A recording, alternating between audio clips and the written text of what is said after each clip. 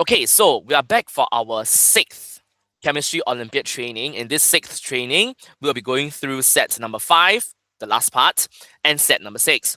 So in set number 5, the most important thing that we have learned is how to write electronic configurations in SPDF format. In case you forgot, what is SPDF? SPDF represents the types of subshells that are present in each shell. So at O level, you have only learned electron shells. However, each electron shell can be further subdivided into subshells. And the subshells are given names like S, P, D, and F. The different names represent the different types of subshells. The different types of subshells each hold a different maximum number of electrons. So if you have forgotten about SPDF, page 10, where the table is at the bottom of page 10, and page 11 will be some of the most useful pages to revise. Okay, just a reminder, at the end of term 1, I'll be handing out the first mock test for Singapore Junior Chemistry Olympiad for you to try. So it will use contents from these sets of things that we have already gone through. So it's good to revise slowly some of these things amidst your WA1s and other subjects. All right. Now, the idea whenever you write electronic configurations is to start filling up from the subshell that is closest to the nucleus, that is lowest in energy first. You're always building upwards, right? So the first subshell to be filled is 1s, because 1s is the s subshell from the first shell that's closest to the nucleus. Then you go to 2s, 2p, 3s, 3p. But importantly, you must be very careful. After 3p, you fill 4s first. 4s subshell is filled before the 3d subshell is. Okay? And so on and so forth. If ever you forget this order, don't worry. Do what we did last lesson, which is to write it in this format, write the subshells in this format, then draw diagonal arrows. The diagonal arrows will guide you what the order of filling the subshells should be. Okay? Now, the last lesson, we went through the concept of iron. All right. So iron is printed for you on page 11. It's 1s2, 2s2, 2p6, 3s2, 3p6, 4s2, 3d6. All right. So even though 4s is filled before 3d, when we write, we still write 4s last. Okay. That's why you must remember to leave a gap, leave a space for 3d. Even though you fill 4s first, you must leave a space to fill in the 3d. All right. Whenever you write. This is very important, okay? This is because generally speaking, we still group the subshells by the shells that they belong to. Okay, so even though we write 3d6 before 4s2, it doesn't mean that 3d6 is filled first. It's not. 4s is filled first. It's just that by convention, out of habit, we always write the 3d first, okay, before 4s. Now, so this is the iron atom. So what about Fe2 plus ions? So both 3 flourish and 4 flourish have done ions, right? So ions means I have either lost or gained valence electrons. So in the case of Fe2 plus means the 2 plus charge means you have lost 2 electrons. Which 2 electrons are lost? You will realize that the 2 electrons lost come from 4s. This is because after filling the 4s and the 3d, the 4s goes up in energy level. The 4s is repelled upwards in energy level by the 3d electrons. So if there's a single electron in 3d, the 4s will go up because it's repelled by the single electron in 3d. In this case, there are 6 electrons in 3d. Therefore, the 6 electrons in 3d will repel the 4s up to a higher energy level. That's why the 4s electrons will be lost first. So in Fe2+, the 2 electrons that are lost from the iron are from the 4s. That's why you can see Fe2+ is 1s2, 2s2, 2p6, 3s2, 3p6, 3d6. Okay? And we mentioned Fe2+ is itself not the most stable ion. If you leave it to stand in air, it will be oxidized to Fe3+. Why? The reason why is because Fe3+ has a unique half-filled subshell, 3d5. If you recall, 3d subshell holds a maximum of 10 electrons. Having 5 electrons means the subshell for 3d is half-filled. Half-filled subshells are somewhat stable. They are not the most stable. Of course, fully filled is the most stable, that you should know. But half-filled is somewhat stable.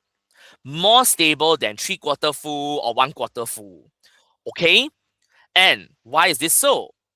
Today, we shall learn the reason why a half-filled subshell is more stable than a 1/4 filled or 3/4 filled subshell.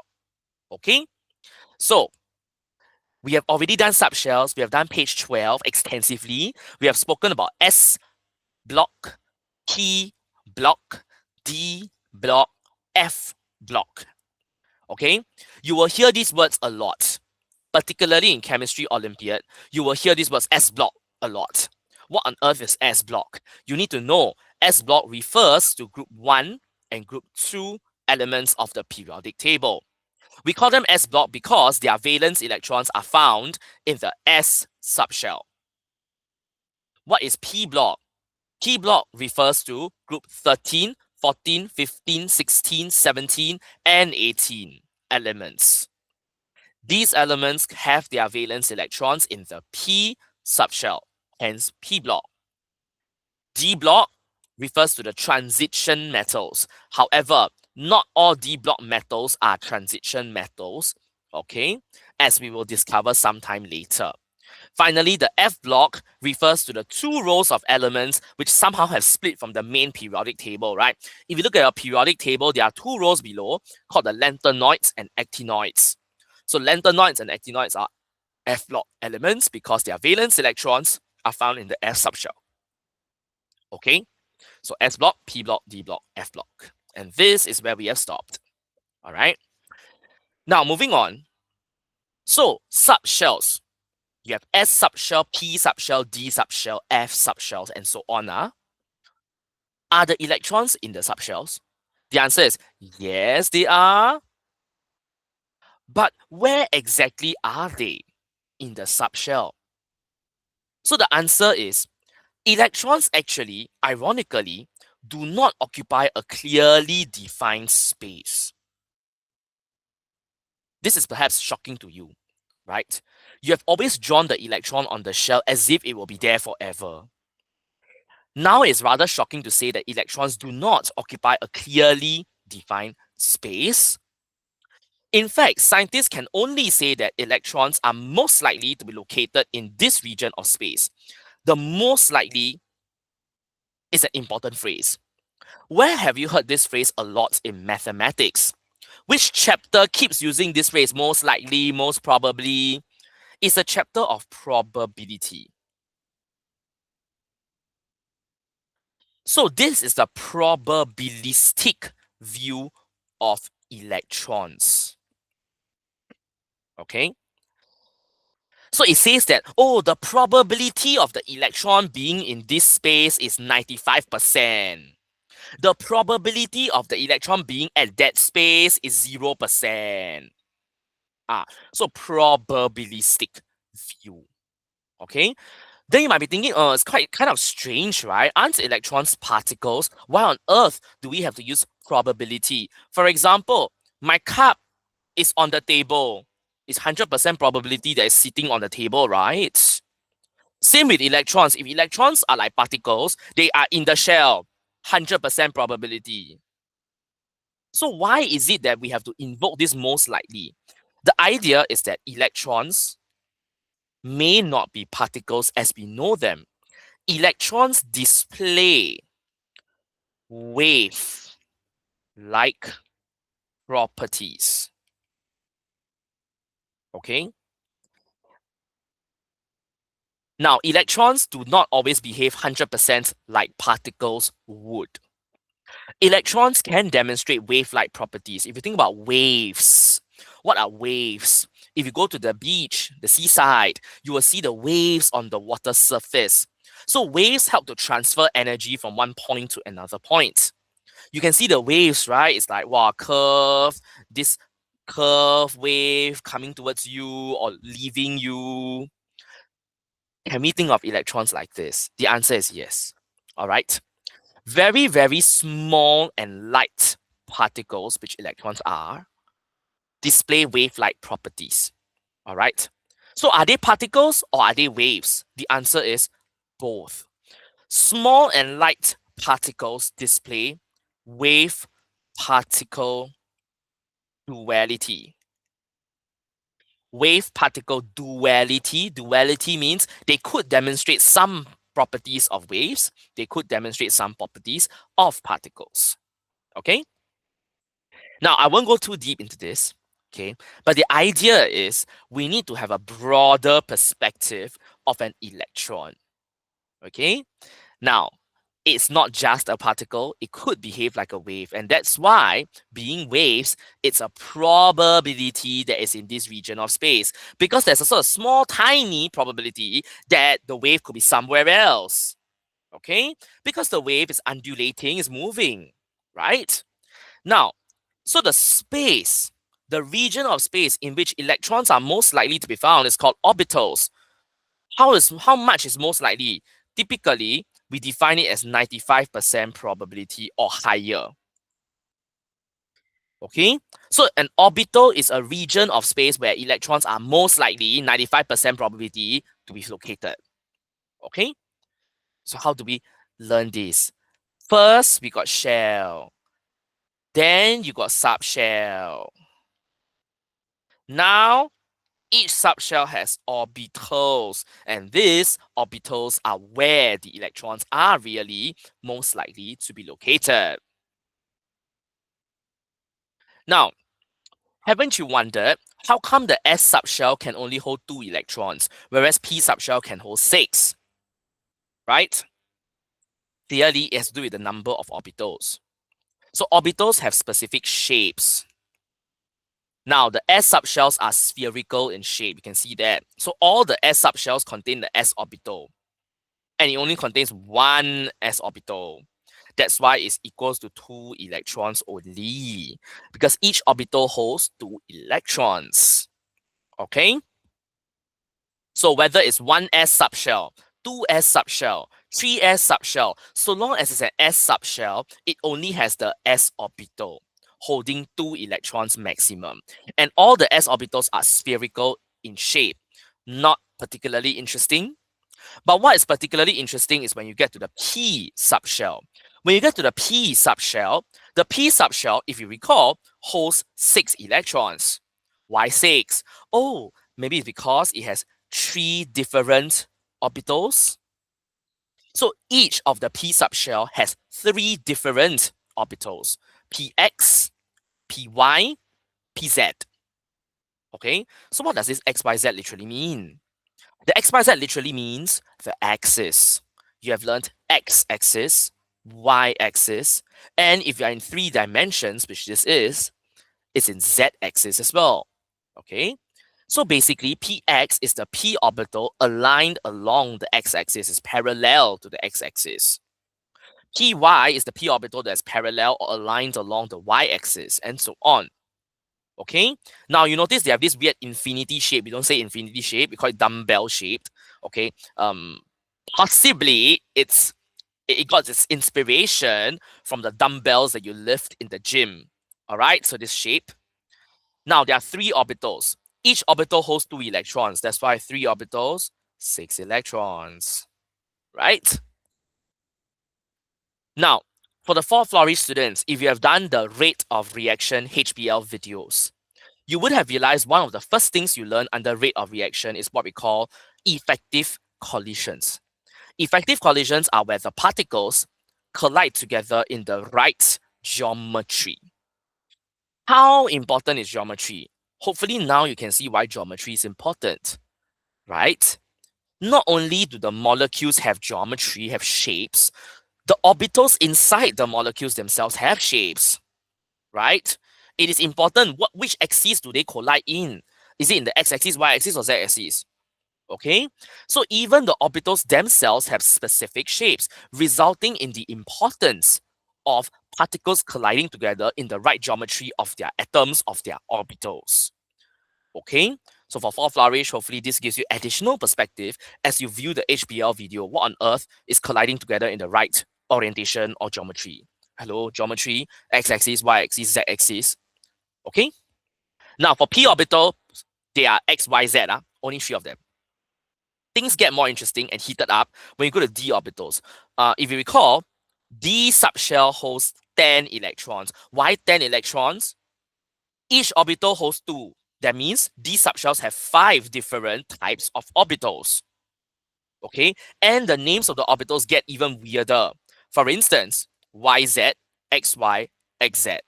This is the first category. So what does YZ mean? YZ means it's in between Y and Z axis. The orbital DYZ is located in between the Y and Z axis. Similarly, XY is in between X and Y axis. XZ is in between X and Z axis. So the YZ, XY, and XZ, they are the in-between orbitals, in between the axis. What's more interesting is when you come to the weirdest ones. You have x squared minus y squared as if it was a quadratic factorization, and you have z squared. Now, these are not in between. Z squared is along, parallel to the z axis. This means that the electrons in dz squared are only located along the z axis, nothing along the x and y axis. And actually, if you focus, clearly, there's this weird donut-shaped ring here. Okay, there's a weird donut-shaped ring here.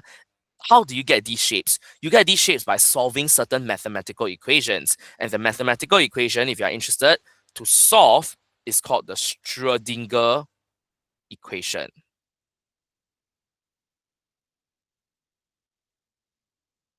The Schrödinger equation is an equation that describes the energy level of an electron. And by solving the Schrödinger equation, you will get a certain equation, a certain function that you can plot.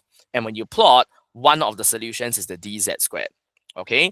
Now, unfortunately, you can't solve the Schrödinger equation for literally every single atom because you need to make certain assumptions. Things get very complicated very quickly because you have so many atoms, so many protons, electrons, neutrons in an atom, right? So to solve the Schrödinger equation, you need some assumptions to simplify the equation before you can solve it. Okay, but nonetheless, when you solve the equation, you do get some of these solutions. Okay. In case you're wondering, yeah, okay, this is how graphs look like. That's why we are learning A math and graphs, right? One of the very popular things to do on Valentine's Day is to plot a mathematical function that will give you a heart-shaped graph. Yeah, exactly. If certain mathematical functions can give you a heart-shaped graph, I'm sure certain mathematical functions can give you a donut-shaped graph like this in dz squared. Okay? Finally, we have dx squared minus y squared. X squared minus y squared. This is not in between. It is along the x-axis and the y-axis.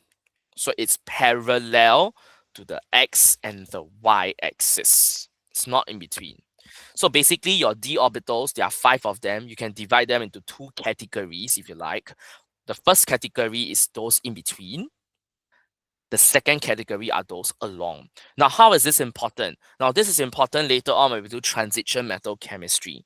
To understand transition metal chemistry, you will need to know that the d orbitals, there are 5 of them. These are the 5 of them. And there are 2 categories. One category in between the axis and one category along the axis. All right. Now, so the orbitals trace out a shape, trace out a region of space. This region of space is where electrons are most likely to be found. Strange as it may look, indeed, it's most likely to be found here. Okay, having said that, do we usually draw orbitals out as if it was an art exam? No, we don't. Okay, we really don't.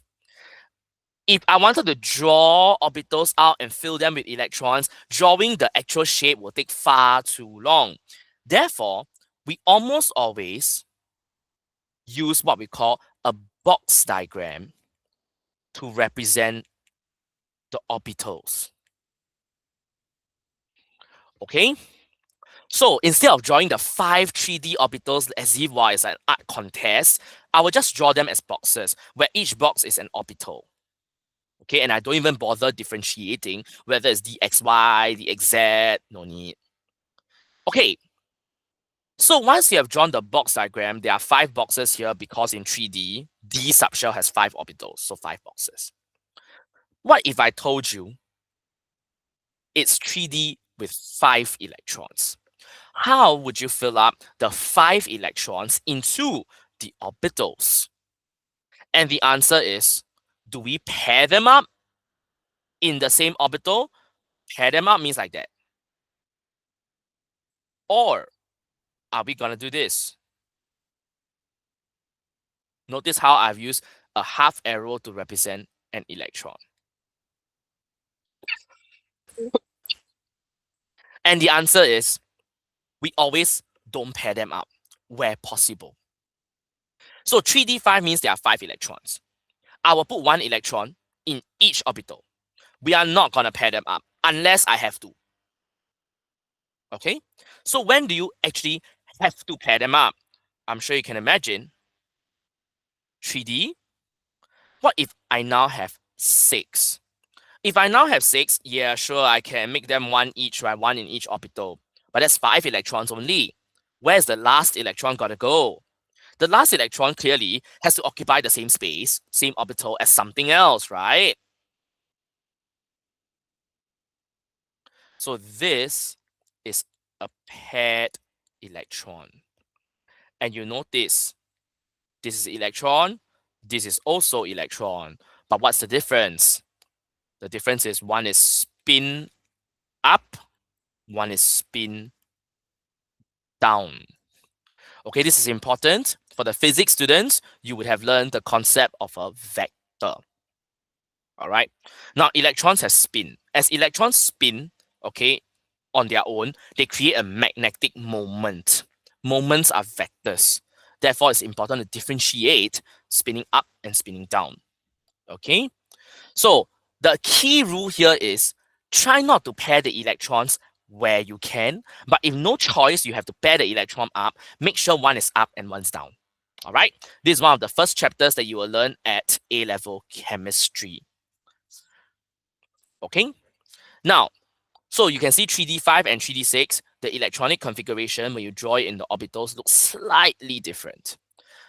And if you remember, Mr. So said last lesson, which one is more stable? 3d5 or 3d6? Which one is more stable? The answer is 3d5 is more stable than 3d6. But why? What makes 3d6 less stable? I'm sure you can imagine. The reason, the explanation for the lower stability of 3d6 must have to do with the pairing, right? So what does paired electron mean? Paired electron means the 2 electrons occupy the same orbital. They occupy the same space. Think about it now. What charge do electrons have? Each electron has a charge that is negative. You have 2 negative electrons in the same space. So I'm sure you can imagine 2 negative electrons in the same space, same orbital, right? Orbital is the region of space. I'm sure you can also imagine that negative and negative will repel. So there is inter-electronic repulsion. So whenever you have to pair electrons together, okay, it causes inter-electronic repulsion, which destabilizes the system. Okay, that's why 3d5 will be more stable than 3d6, right?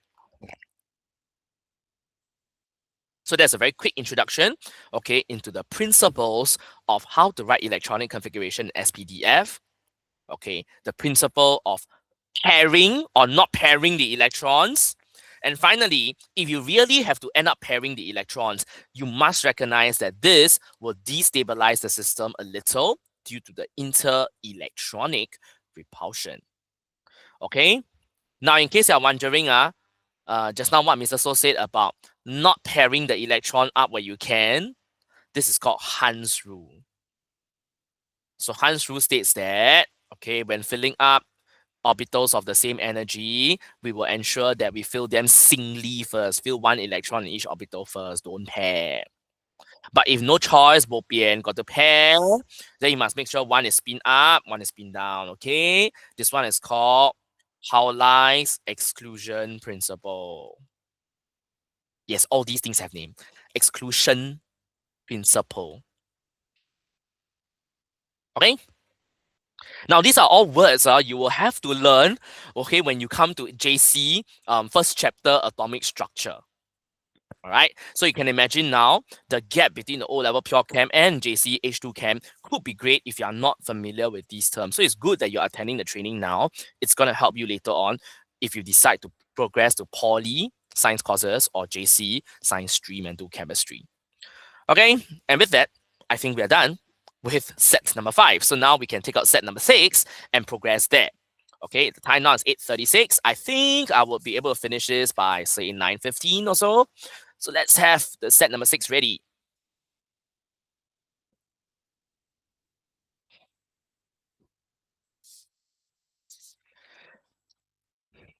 Okay, once you have set number 6 ready, can you please give me some reaction, please, so that I know that, oh yeah, we're like surviving this.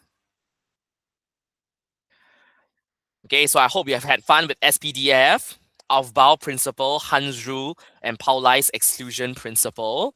Okay, it's now time for us to move on to set number 6. Now, set number 6 is quite important. My fourth flourish might recognize it as your enrichment notes for atomic structure last year. Now, I find it very useful to always think about fundamental questions like this. So for the 3 flourish students, how do you do well for pure chem? One of the best ways to do well for pure chem is to link topics together. Okay, it is important to see chemistry as a whole story. It's a novel, it's a play, it's a drama that comes in episodes, and each episode is linked. It's quite weird to watch a drama that's not linked, right? The episodes like, what's going on between episode 1 and 2? So exactly. So for the 3 flourish students, you have actually just learned episode 1, the most important episode in the whole of chemistry, and that is called electronic configuration. So how then do you link this to other things that you'll be learning later on? The key thing here is to ask a few crucial questions. The first crucial question that you need to ask yourself is, okay, I've learned that electronic configuration is the arrangement of electrons. And I've learned that, oh, the electrons that are lost or gained are the valence electrons, which means outermost shell. I always focus on the outermost or the valence shell, right? So the next question to ask ourselves is, so is there a difference between sodium and potassium's valence electron? Does it make a difference which shell the valence electron is? Obviously, the answer is yes, right? It probably will make a difference. But how? So it's through such curiosity. Ask yourself, do you think sodium and potassium will have the same thing? Do you think the valence electron will be equally attracted? Such questions are the questions that will allow you to excel later on in pure chemistry. So the first question to ask ourselves is, what attracts the valence electrons? I'm sure you can imagine the valence electrons are attracted to the protons in the nucleus, right? Protons are positive, electrons are negative. Okay? Now, importantly though, the valence electrons will not feel or experience the full attraction of all the protons. Why? Because the valence electrons are in the outermost shell. They are a certain distance away from the proton. Make sense? So there is some other inner shells. The inner shells will shield the actual attraction felt by the valence electron. It's as if you were standing on a foggy day and you cannot see the road ahead of you. You can't see the road ahead of you because the fog acts as a shield to your vision. Same here. The valence electron will not feel the whole attraction from all the protons because the inner shells act as a shield. Okay? Therefore, we can define the actual attraction felt by the valence electrons as the effective nuclear charge. So effective nuclear charge is an important concept, particularly at A level. ENC, or effective nuclear charge, explains literally almost everything at A level involving electrons. So effective nuclear charge is defined as the number of protons minus the shielding effect from the inner shell. In case you're wondering, are we going to do math? No, you're not. You're not. Okay, this simple equation just illustrates to you, okay, so you mean the valence electrons do not feel all the protons? Yeah, they don't. They will feel less than the actual number of protons present. Okay? You are not actually going to sub numbers in to calculate. There's no subbing of numbers here. It's just an equation to remind us that the valence electrons may not feel and experience all the protons attracting them. Okay? Next. The next question we should ask ourselves is, okay, so now I know that atoms, they have valence electrons which are attracted to the protons in the nucleus. I know that some elements will lose valence electrons. The question is, how easy is it to lose valence electrons? Right? So the ease of losing valence electrons is expressed as the first ionization energy of the element. This is the definition. First ionization energy is the amount of energy required to remove 1 mole of electrons from 1 mole of gaseous atom. Okay, so essentially it's a very long definition, but the equation demonstrates it. Here we have sodium atom. 1 sodium atom. We don't count atoms one by one, we say 1 mole of sodium atoms, forming 1 mole of sodium ion. How did it form the ion? By losing 1 mole of electrons. Okay? So in chemistry, we don't say 1, we say 1 mole. Mole is a counting unit for amounts in chemistry. All right? Now, for the fourth flourish, I hope you recognize this. This is literally the third time you have seen such equation. You have seen it once in Sec 3 when I taught you atomic structure. You have seen it once in a database in Sec 3. You have also seen it once under energetics. So now for fourth flourish, can we please bracket up the words amount of energy required? Oh, wow. Amount of energy required is a synonym. It means the same thing as energy taken in, right? If you require energy means you take in energy. You gain energy, if you like. Taken in from where? From the surroundings. So if energy is taken in from the surroundings, we say this is endothermic. And for fourth flourish, we should know the delta H, the enthalpy change, that means the first ionization energy, should be a positive value. So why is it positive? Because energy is taken in from the surroundings. May I know energy is taken in for doing what? So let's think about it. The energy is taken in from the surroundings to do what? For overcoming some forces of attraction, right? And that goes back to the previous page. The valence electron, to remove them, I will need to overcome the force of attraction between the valence electron and what? Okay, so I hope you were paying attention just now. Valence electrons are attracted to the protons in the nucleus. Okay, so for fourth flourish, yes, do we know this? Can I have some response from fourth flourish? This is literally the fourth time I'm teaching this already. Yeah, since Sec 3 until now.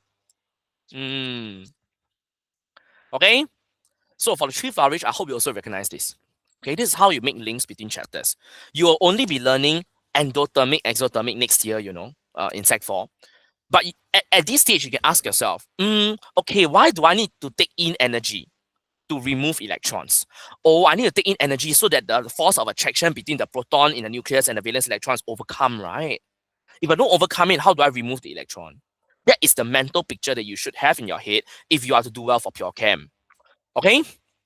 So with that, the next question to ask is, oh, now that I understand I need to take in energy to remove electrons, and that energy is called first ionization energy. Is the first ionization energy for all elements the same? Probably not, right? Because you have just learned that, hey, if I just draw lithium, sodium, and potassium out, they look so different. The valence electron looks so different. In lithium, the valence electron is in the second shell. In sodium, the valence electron is in the third shell. In potassium, the valence electron is in the fourth shell. Second, third, fourth shell aren't the same, right? Are they different? As you go down a group, okay, the number of electron shells increases. All right, so you have more and more shells. Okay, oh, I hope I wasn't lagging just now. Okay, let me repeat myself. As you go down a group, the number of shells increases. Does that make sense? I hope so. By now we know this, huh? So the number of shells increases as you go down a group. Okay? Now, what is the impact of this? The impact of this is the valence electron will now be further away from the nucleus, right? Surely the fourth shell is further away than the third shell from the nucleus. If it is further away from the nucleus, it's less strongly attracted to the protons in the nucleus. And therefore, if they are less strongly attracted, they will be more easily lost. They require less energy to be taken in to remove these electrons. Simple logic. All right. So if they require less energy, we say the first ionization energy decreases, gets less and less down the group. And this also explains to you why group 1 elements become more reactive down the group. Potassium loses electrons more easily, so potassium might explode with water. Lithium doesn't lose the electron as easily, so lithium just reacts with water, but it won't explode. So based on electronic configuration, you not only can work out the first ionization energy, you could also work out reactivities. Okay? Next. Across a period. So now we've done group, right? Now we do across a period. So across a period, the number of electron shells will stay the same. This one you should know. Same period, same number of shell. But the number of proton increases, right? So just imagine, just take a periodic table and look. As you go from left to right, the number of protons increases. So what you have now is the same number of shell, but got more and more protons. If there are more and more protons, the valence electrons will become more strongly attracted to the number of protons in the nucleus. And therefore, it's harder to lose. Harder to lose means requires more energy to remove the valence electron as we go from left to right. More energy required, first ionization energy increases generally. Okay, it becomes harder and harder to lose electrons as you go from left to right. And this explains to you how come elements on the right-hand side, like chlorine, they gain electrons instead of losing. Chlorine wouldn't lose electrons. Chlorine gains electrons, right? So the right-hand side are your non-metals. You have learned non-metals gain electrons. They don't lose. And this is the reason why. Because on the right-hand side, the non-metals are going to need more energy to be taken in to remove their electrons. Okay? So hopefully this ties your concept of metals and non-metals more strongly. With this, actually, you can solve many problems. So for the 3 Flourish students who might be practicing the WA1 paper from 2025, and that's set by me, you notice there's one whole question, 3 marks, on between lithium and potassium. Which element loses electrons more easily? I think the answer is already here, right? Now, can we plot ionization energy against the number of shells? Yes, you can. Okay, you can plot anything you want. You can plot it against proton number, you can plot it against number of shells. And yes, after plotting the graph of ionization energy, you will actually get certain things that you can glean and infer from it. Okay? Now, so are we clear about the trends in first ionization energy down the group and across a period from left to right? Okay, now this is an important concept which I hope you'll learn. Okay, all of us will learn. Okay, now moving on. But we already know some elements they lose more than one valence electron, right? For example, like calcium, calcium loses 2 valence electrons, right? From Ca2 plus.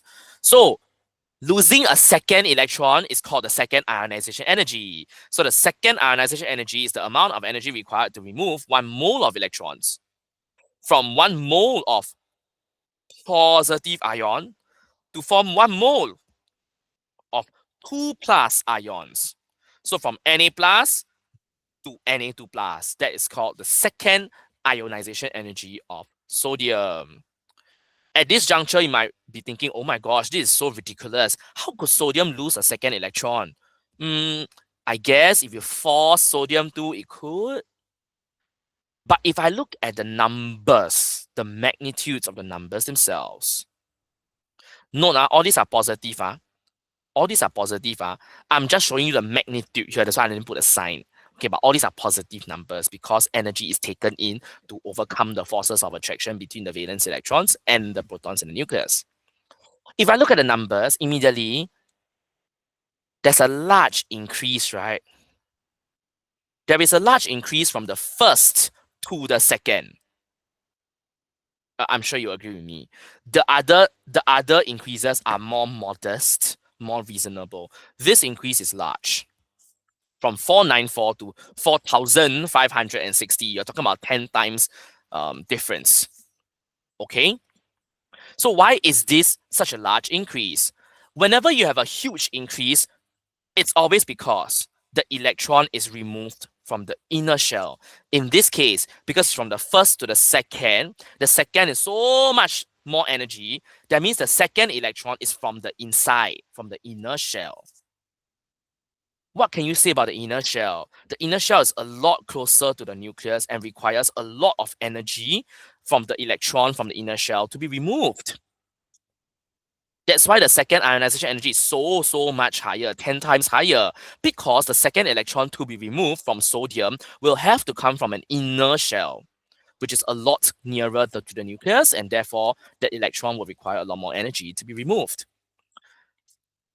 So now returning to what we have learned in class, this explains why sodium only loses one electron, right?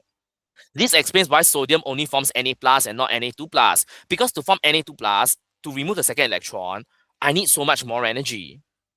That amount of energy is so humongous that that will not typically be the case, right?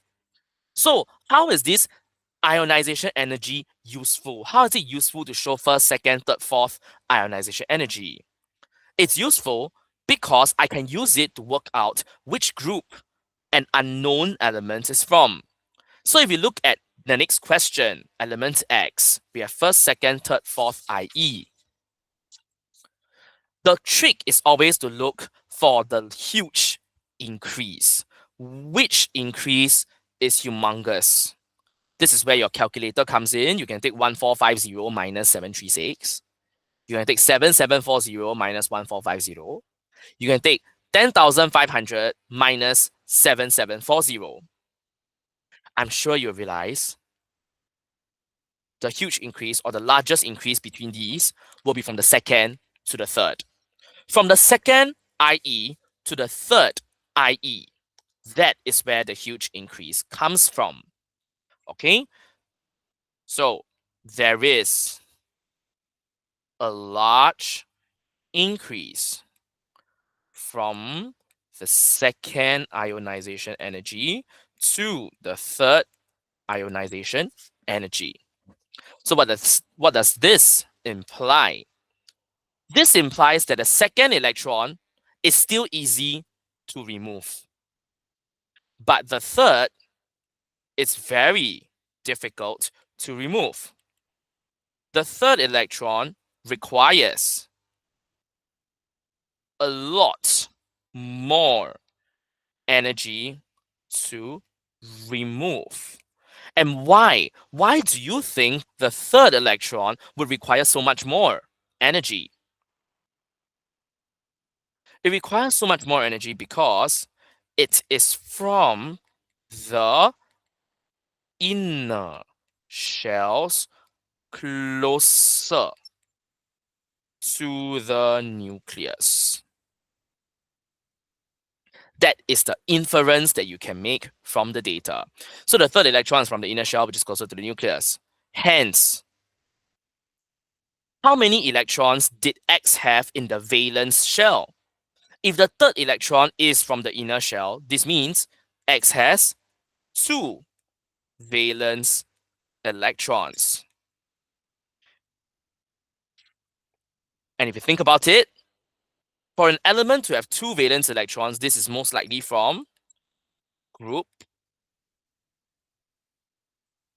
2. So X is actually magnesium. All right. This is actually the data for magnesium. Oops, sorry. Okay. So X is actually magnesium. Group 2.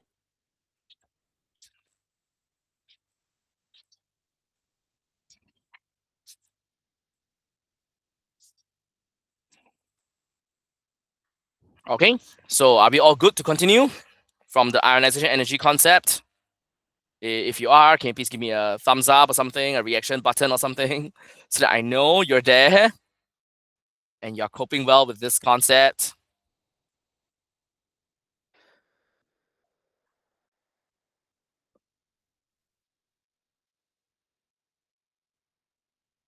Okay, so for fourth flourish, I hope this also brings back some memories for you. Okay, as you can see, this topic of atomic structure is very closely linked to your concept of group and period, which is tested under WA1 under periodic table, right? So everything comes full circle. In chemistry, it's always good to reflect on what you had learned at the start of chemistry. And now that you have learned so much more chemistry after 1.5 years, you look back. How is what you have just recently learned under periodic table linked back to what you had learned about atomic structure? And that is the most powerful way to become very, very good at chemistry. Okay, to make those links in your head so strong that you will never forget them. Okay, now the next few pages again can be common sense. It can also be very difficult, depends on how you look at it. All right. Now, the next few pages are what I call linking. How do you link the concept of electronic configuration to reactivity? Okay, and this links to whatever we just said about ionization energy and so on. Okay, so first, we look at the group 1 elements, the group 1 metals. Group 1 metals are called alkaline metals because they are very reactive metals that react with water to form alkaline solutions. Okay, so for example, sodium reacts with water to form sodium hydroxide, which is alkaline. All right. So the electronic configuration of lithium is 2,1.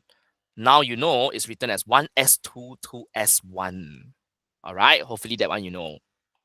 Sodium is 2,8,1. 1s2, 2s2, 2p6, 3s1. All right. Potassium. Hopefully we still remember 2,8,8,1.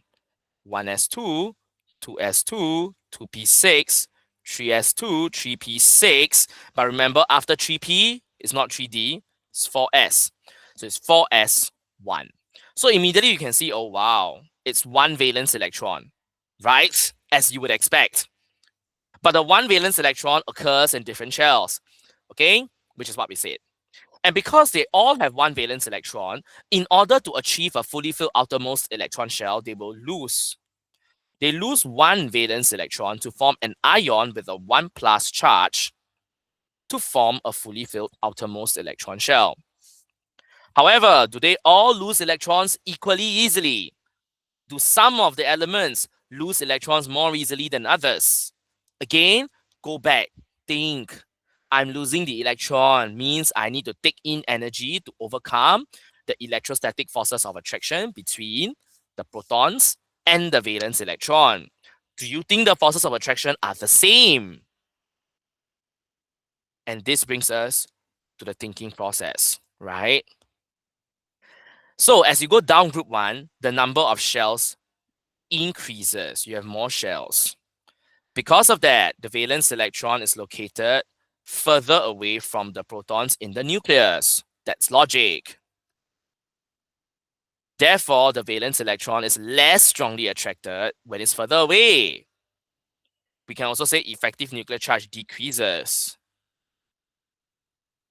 If the valence electron is less strongly attracted to the protons, it's more easily lost, right? You don't need to overcome so much attraction. There's less attraction. It's easier to lose. If it's easier to lose, means less energy is required to remove the valence electron. So the first ionization energy decreases. Down group 1, less energy. And how do you actually see this happening in reality? throw them into water, see how they react.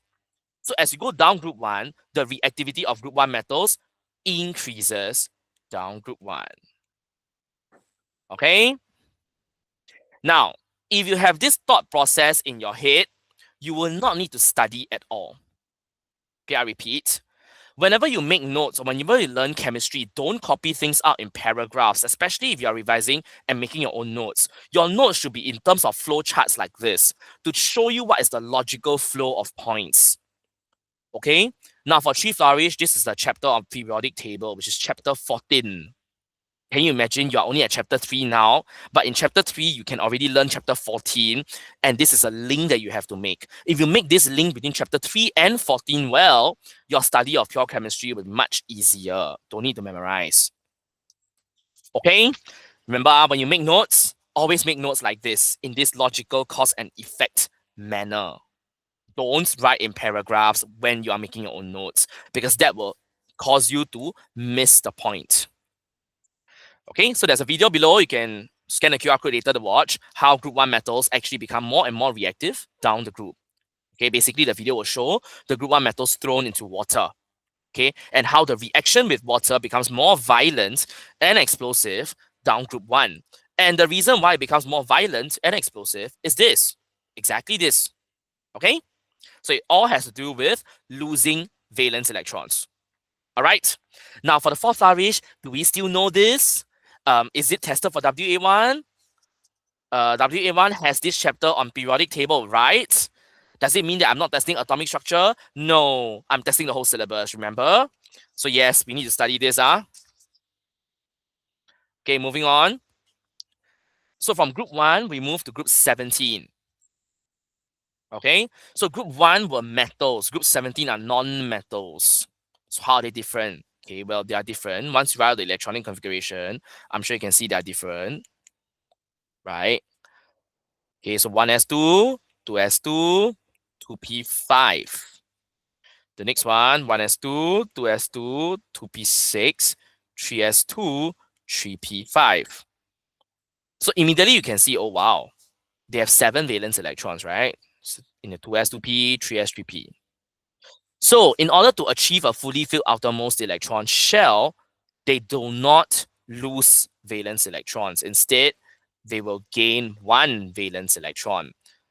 So all group 17 elements, fluorine, chlorine, bromine, iodine, they will gain 1 valence electron. Electrons are negative, so when you gain 1 valence electron, it's 1 minus in charge. It becomes negatively charged. Okay, and this negative ion, F minus, Cl minus, has a fully filled outermost electron shell. So again, the next question to ask ourselves is, do you think chlorine will gain electrons with equal ease as fluorine? Are they the same? Are they going to be easily gained in both cases? And the answer is, let's go back to the thinking board, the drawing board. As you go down group 17, the number of electron shells also increases, right? Naturally, as you go down the group, got more and more shells.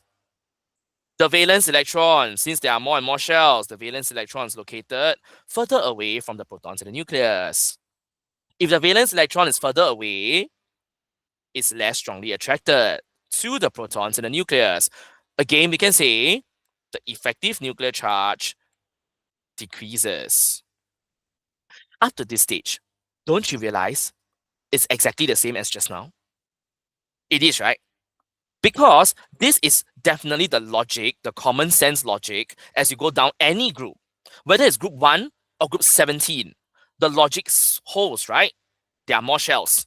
The valence electron is further away from the protons in the nucleus, so it's less strongly attracted, right? So the only difference is the next point.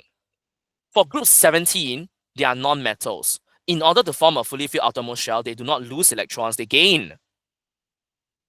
So now you got to ask yourself, if there's less attraction, is it easier or harder to attract new electrons? I think the answer is easy, right? Gain means attract, right? Already say less attracted, right? So it's less easily gained. As you go down the group, it's harder and harder to gain electron because the attraction is less. And because of that, The electron affinity. The electron affinity is the energy released when it gains electrons. It's less negative down group 17. Okay, it releases less energy.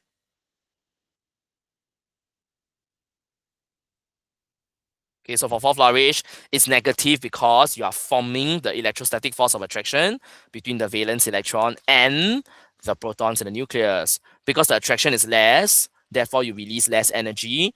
The delta H of electron affinity is less negative. Okay, we have gone through this for flourish. We have gone through this. This is on page 7, or page 6, sorry. Page 6 of the energetics notes. I hope we recognize these words. Okay, the reactivity of group 17 therefore decreases down the group. If it's harder to gain electrons, then it's not going to gain electrons. It's not going to react as easily as before. It's less reactive than before. Okay, so again, common sense. But the common sense is not so common until you write it out to make it visible. Okay, so for 3 flourish, I advise all of you to actually try writing notes out like this. And for 4 flourish, please tell me that you have already written this before many times. All right. Okay, for 4 flourish, if you come for my consultations, every single consult, I do something like that, right? That is the way you learn. If you cannot articulate like that, it's going to get hard for you. Okay, we are doing good on time. So we have finished group 1 and group 17, the reactivity down the both groups.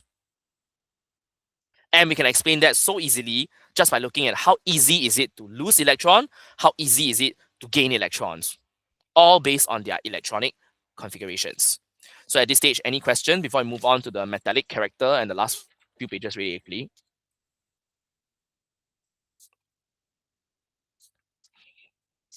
Okay, for flourish, any questions?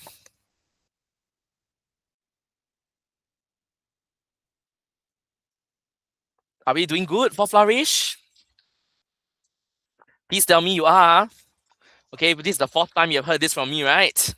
For many of you, it's like maybe 5th or 6th time, depending on whether you've come from my consultations. Okay, so this is your everyday. Okay, so far Flourish has heard me saying this many times. Another important word of advice to studying pure chemistry: make chemistry your life. What do I mean? It means that every single day you should spend some time thinking about chemistry. Chemistry is not something where you need to sit down at your table, find an auspicious time to study for 3 hours. Please don't log in and study for 3 hours. That is less effective than thinking 15 minutes per day about chemistry. If you think like this in this flowchart manner, 15 minutes per day, I can almost guarantee your chemistry will be so good that even though you don't revise and log in for 3 hours before WA1, you will still do very well. Because you have been thinking about chemistry and trying to find the answers to what you are thinking about. And as you go through this active thinking process, you will soon realize that no matter how difficult the exam question is set, it will start to resemble something that you have already thought about. For example, very common database question is the first ionization energy question or the electron affinity question. If you recognize these terms from your notes, if you have been thinking about these concepts on a daily basis, the database question is actually really simple. Okay? Conversely, if you just want to log in 3 hours and try to memorize, you will soon realize that no matter what is said, it looks different, it looks unfamiliar. And that's when you panic during an exam. All right? So generally try to make chemistry your life. Chemistry is life. You need to spend about half an hour per day reading, thinking about chemistry that you have learned. Okay? So for 3 flourish, I hope you start that now, For 4 flourish, I hope you have started it already. Okay?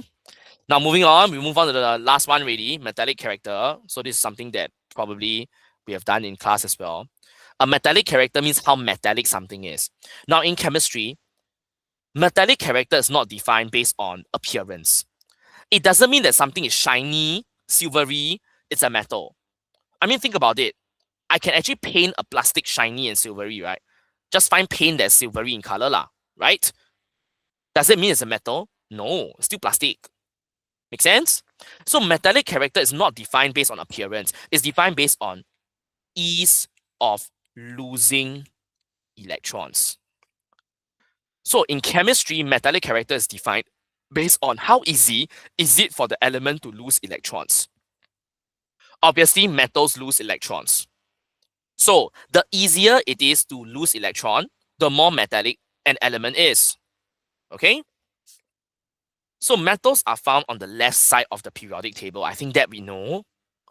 Non-metals are found on the right side of the periodic table. So metals on the left, non-metals on the right. Metals tend to lose valence electrons, and this forms positive ions. You lose negative things in your life, you become more positive. You lose the negative electrons, you become positive. On the other hand, non-metals tend to gain valence electrons, and that forms negative ions. Okay? So as you go from left to right, the number of protons increases.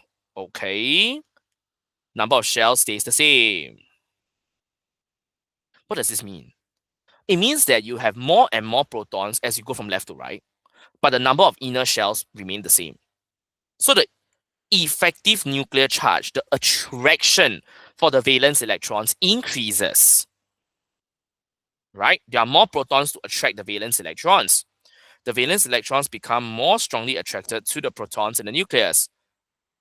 If they are more strongly attracted, it becomes harder to lose, right?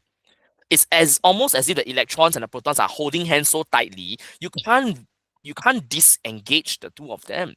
It becomes harder to lose the valence electrons. So the tendency, the likelihood of losing valence electrons decreases from left to right. It becomes harder and harder to lose electrons. What did we just say? Metals lose electron. If it's harder and harder to lose, then the metallic character decreases across a period from left to right. Again, this is just logic. It's just logic. But whether you have this logic and do you see that this logic was linked to electronic configuration and losing valence electrons, that's a different issue. So I hope we realize now the tendency to lose electrons is intimately linked to the metallic character of an element. And as you go from left to right, this explains to you why left is metallic, right is non-metallic, because the tendency to lose valence electrons decreases. Okay?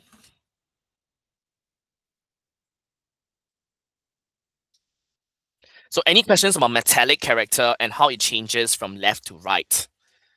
Are we doing good on this section?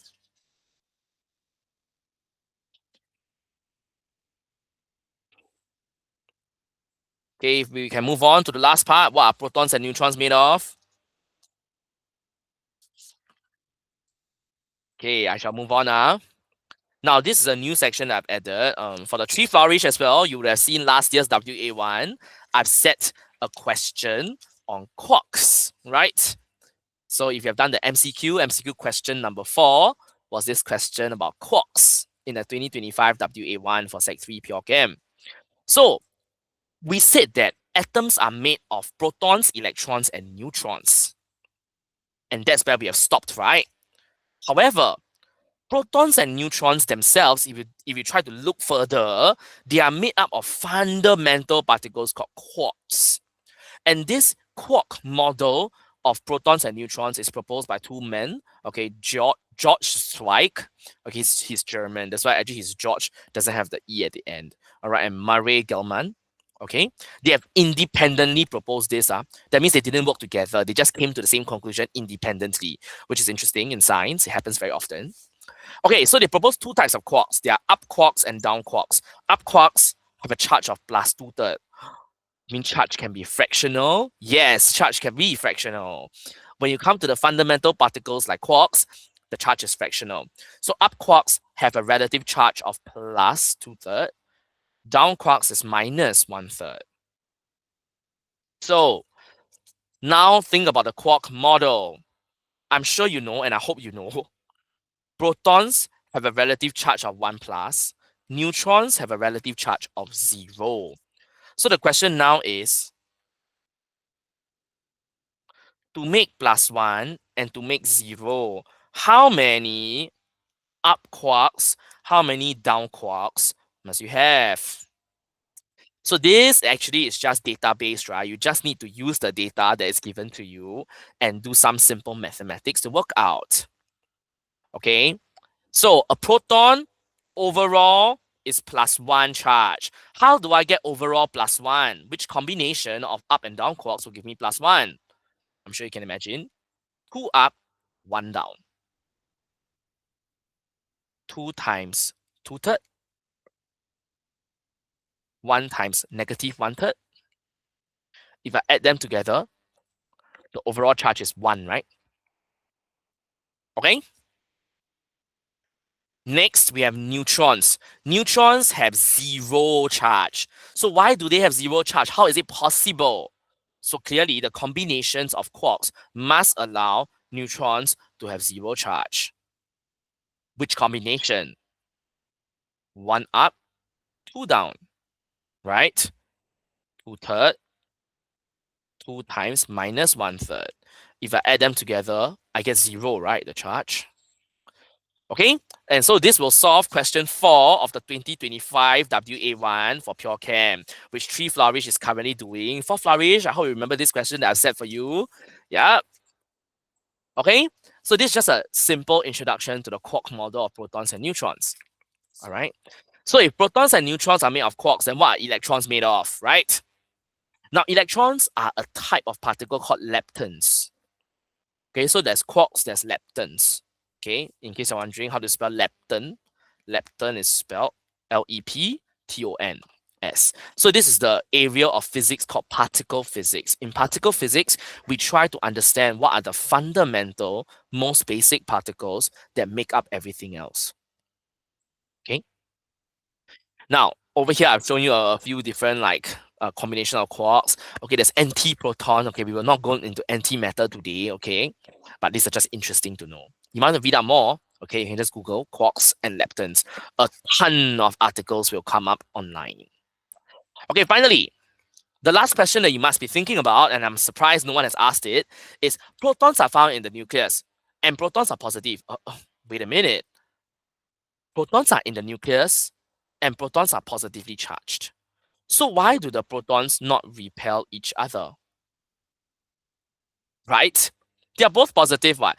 Imagine, imagine sodium. Sodium has 11 protons, no? 11 protons in the same nucleus. That same center of the atom has 11 positive protons. Don't they repel each other? They do. They do.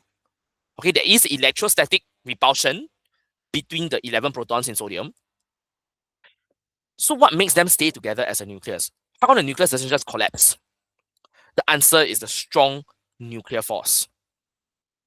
Okay, that means there's some other force that binds the particles together in the nucleus. The strong nuclear force is a force that binds the neutrons and protons together in the nucleus. And this strong nuclear force helps to overcome the electrostatic repulsion between the protons. Okay, now the strong nuclear force is one of the 4 fundamental forces. So for those of you interested in physics, I believe you are learning dynamics now, okay, in pure physics for the Sec 3s. There are only 4 types of fundamental forces, and that's quite shocking because you have learned so many types of forces, right?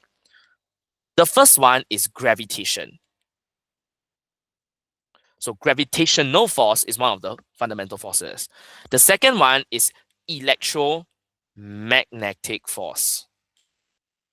So electrostatic force and magnetic force both fall under this category. The third one is the strong nuclear force. And the fourth one is called the weak nuclear force. Okay, so of course, we are now looking at the strong nuclear force. The strong nuclear force is the force that holds the protons and neutrons in the nucleus together. And in order to overcome the repulsion, it has to be stronger, right, than repulsion. The strong nuclear force is about 137 times stronger than the repulsion. That's why it holds it together. Okay? Then I'm like, oh wow. So why don't we see it when the protons are separated a certain distance away? You don't see the strong nuclear force, you don't experience it. because the strong nuclear force operates at a very short distance of 10 to the power of negative 15 meters. All right.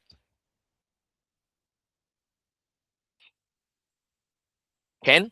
So 10 to the power of negative 15 is really, really, really, really, really small. Okay. In case you're wondering, for the pure physics students, is there a certain prefix for 10 to the power minus 15? Yes, there is. This is called femto. Femto is 10 to the power minus 15.